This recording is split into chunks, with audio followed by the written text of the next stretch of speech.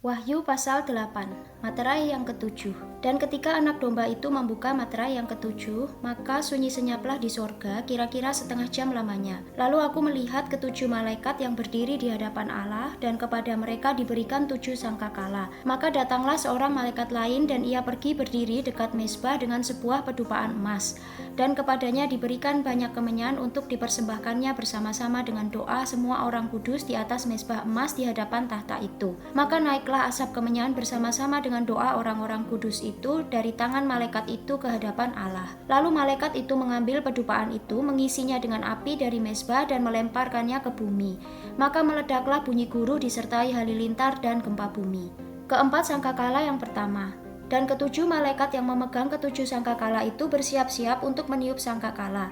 Lalu malaikat yang pertama meniup sangkakalanya, dan terjadilah hujan es dan api bercampur darah, dan semuanya itu dilemparkan ke bumi.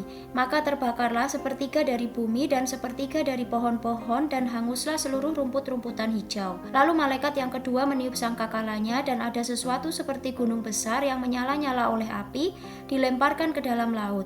Dan sepertiga dari laut itu menjadi darah, dan matilah sepertiga dari segala makhluk yang bernyawa di dalam laut, dan binasalah sepertiga dari semua kapal. Lalu malaikat yang ketiga meniup sangkakalanya, dan jatuhlah dari langit sebuah bintang besar menyala-nyala seperti obor, dan ia menimpa sepertiga dari sungai-sungai dan mata-mata air. Nama bintang itu ialah Absintus. Dan sepertiga dari semua air menjadi absintus, dan banyak orang mati karena air itu, sebab sudah menjadi pahit. Lalu malaikat yang keempat meniup sangkakalanya, dan terpukullah sepertiga dari matahari, dan sepertiga dari bulan, dan sepertiga dari bintang-bintang, sehingga sepertiga daripadanya menjadi gelap, dan sepertiga dari siang hari tidak terang, dan demikian juga malam hari. Lalu aku mendengar seekor burung nasar terbang di tengah langit dan berkata dengan suara nyaring, "Celaka, celaka, celakalah mereka yang diam di atas bumi oleh karena bunyi sangkakala ketiga malaikat lain yang masih akan meniup sangkakalanya."